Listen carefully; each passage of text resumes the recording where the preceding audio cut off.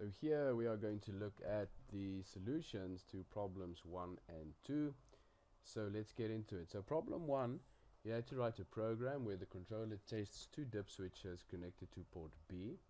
Connected to port D are two thumb switches. If the value on port B is 0, 0, the thumb switch value should be added and the result displayed on 7-segment displays connected to port C. If the port B switch values are 1, 1, the thumb switch value should be displayed as they are.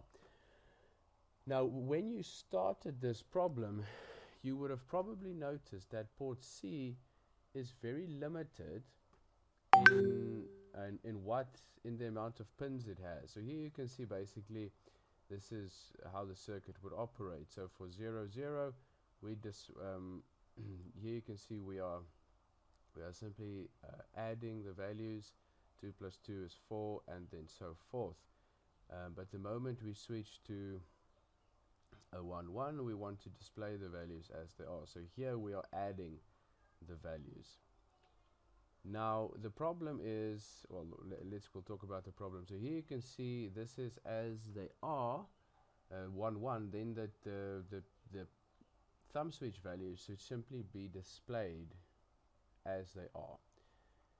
Now the problem is that you would have noticed that port C does not have enough available pins, especially on the Arduino. But even so, here we have only 6 pins, because if you try and use PC6, you see that causes a few problems. And so how do you connect two 7-segment displays which requires 8 bits? And so part of the problem here was to solve that problem, and the way that I did it was you connect all the way everything you can on port C, and then you see what I did is I took the two upper pins from my most significant display and I connected that to port B, pin 7 and pin 8, or 6 and 7 if you want to call it that. So I connected them here. So that is how I solved that problem, and that was part of the problem solving that you had to do. So let's look at the program. So we need to set the direction of the ports. So in order for this to work, this is how I set the direction of my port B, because it's going to be a combination of inputs and outputs. And so here I've got PB6 and PB7 will be set as outputs, but the rest will be inputs. And then port C is an output and port D is an input, because if we refer back here, we can see we will be moving values in. Here we are moving values out, and here we are moving values in, but here we are moving values out. So we have to accommodate all of that in the setting.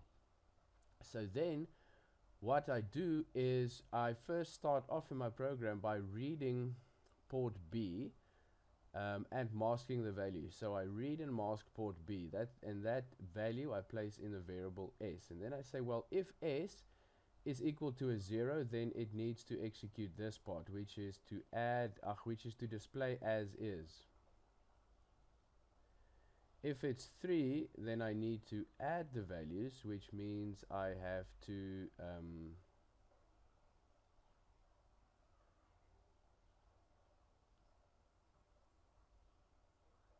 add.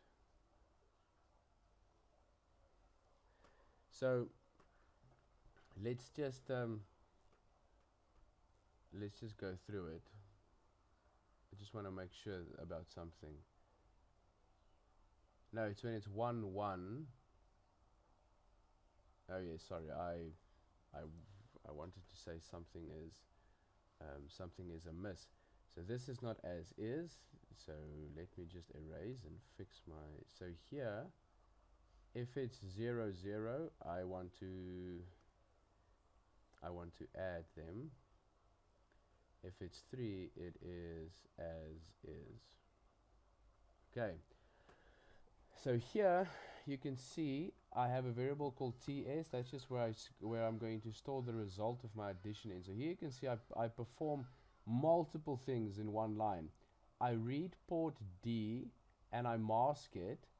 Then here I read it again and I shifted 4 positions to the left, and I mask it, and then I add. So there's a lot of, you can break this down. You don't have to do it like this. You can do it in multiple steps, where you first read and mask and save it in a variable, and then read and mask and shift. Because why am I shifting port D 4 positions to the left? Remember, port D has this thumb switch that's on the upper weighted side of the byte.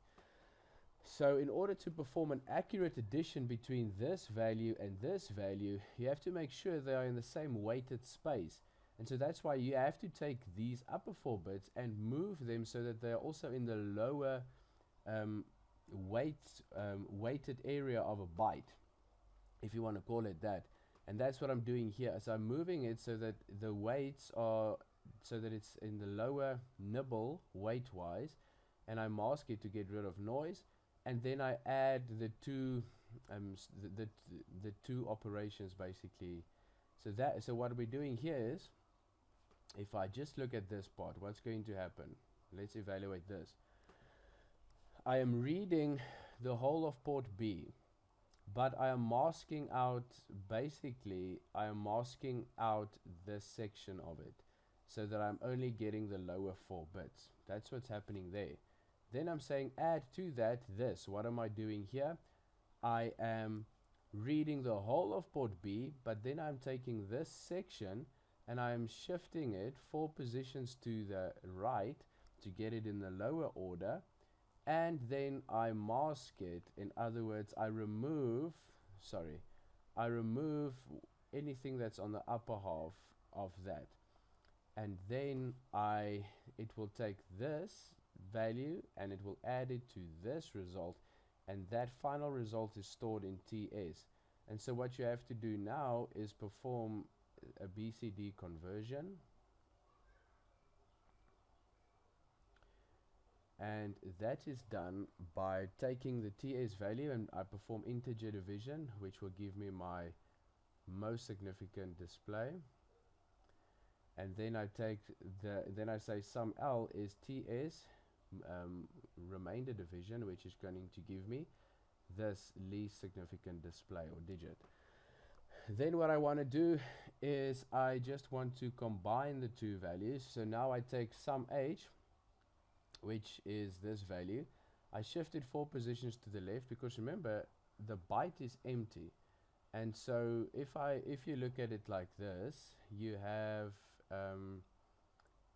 sum H. If this is the register for sum H, the result is stored here. So I need to now get it in the upper half, so that if I combine it, that it will display correctly. And that's why we shifted 4 positions to the left, so that I can get that value over here, so that it doesn't sit there.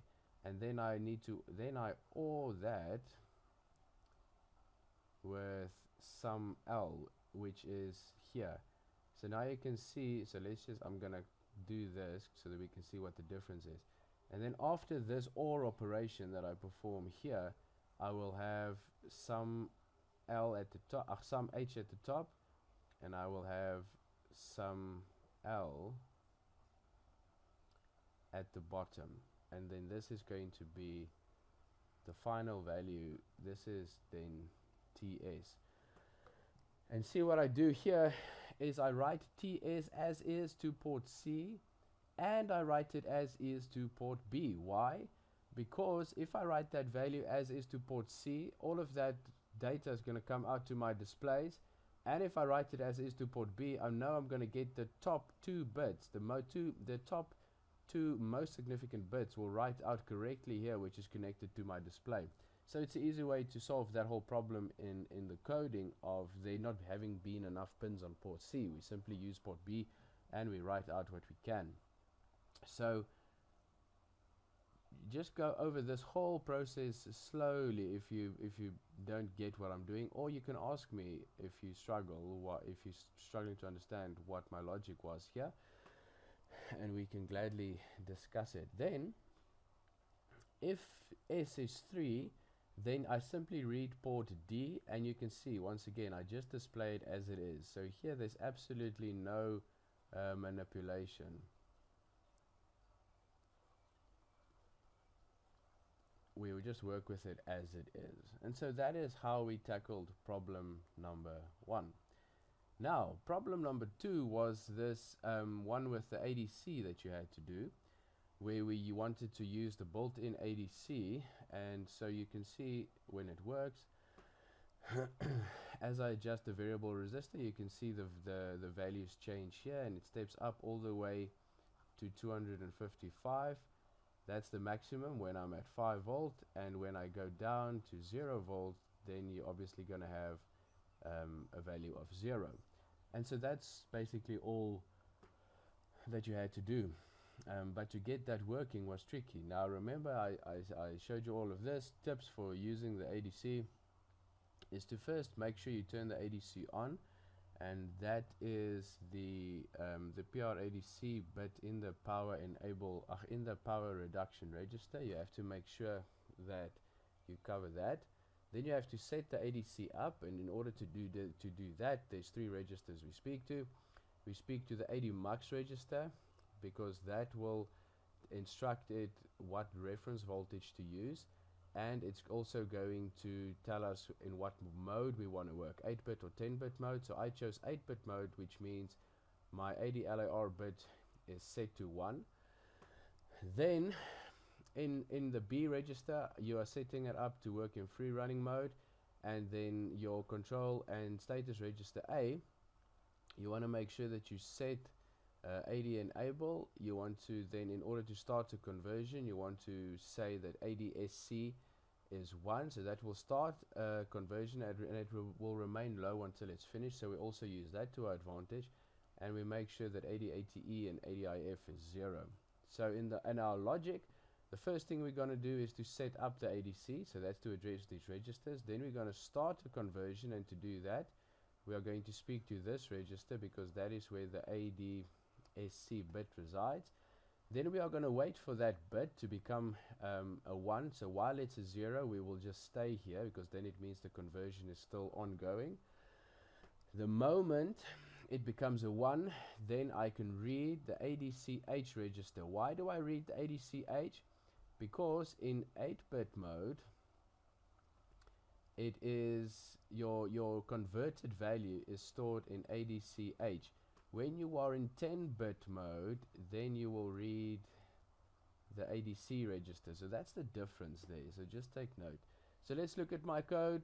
Standard basics at the top here. Now there's different ways you could address it. There's different ways you could use your lingo. I have a style of programming. You have a style of programming. So it's really not, there's not only one way. As long as yours does the same, then then it is fine. So firstly, what I do is you have to set the direction of port B as an output. Then you can see here I address my power reduction register. So here I turn the ADC on. Basically, I make sure that there's power going to that module. Then my AD mux register, I provide the value 60 hex. What is that going to do? That says I'm going to use channel 0, and I'm also using VCC as my reference, and I am working in 8-bit mode, purely because if we look at the breakdown of that register, there's this is where you will set the AD LAR bit, and where you select the channel, and where you select your reference. So I'm using VCC as my reference. I'm using channel 0, and my AD LAR bit, which is the adjust bit, is also set, because that makes sure that I'm working in 8-bit mode. Right. Then you see in register, my status and control register A, I'm setting to 80 here. All I'm doing, so just ignore that for now. All I'm doing there is I am enabling the ADC. Yeah, I'm not starting a conversion, I'm just enabling it. And then here my status and control register B says I'm working in free running mode. So then what does my continuous while loop look like? Here my status and control register A, now what I want to do is make sure that it's enabled, because the most significant bit is your enable bit. and then there's the start conversion bit, and then the rest we leave as 0. So that's the value that I'm writing here, and that's going to start the conversion. Then I'm saying while ADC SRA and with 40. So remember from the previous videos when we did the introduction to the programming, this is how how you can test for a single bit within a register. So I'm waiting for this to finish. So I'm waiting for this, because after you have written this, the hardware is going to do that to it. It's basically going to drop it again. This bit will be 0 until the conversion is finished, then it will set. So what we're doing here is we're saying while it's here, while it's a 0, we are waiting, because then it means the conversion is still ongoing. The moment this becomes a 1, then I know the conversion is finished, and then I can read. So then I say AD is equal to ADCH. So I read the converted value and I write that value out onto port B. That is all. And then this process will start anew, where I again pull the start convert bit low, and my conversion starts again, and I wait for it to set. So that is how I solved the ADC problem. So once again, I know some of you have already showed me your code and it looks different than mine, and that's fine as long as it works. There's more than one way to do this when you're programming. So that is the solution for problem number 1 and problem number 2. The solution for problem number 3 will follow, and yeah, get into these problems, try all of them. If you struggle, it's okay. It's really okay. It's okay to struggle. I've been doing this for 20 years and I still struggle, so it's really fine. You have to excuse my voice. I have a slight croak in my throat, so but yes, besides that, it's okay to struggle, but don't just not try it. Don't just give up. Always try it, give your best, and if you struggle, ask. So I'll see you in the solution for problem 3, so have fun.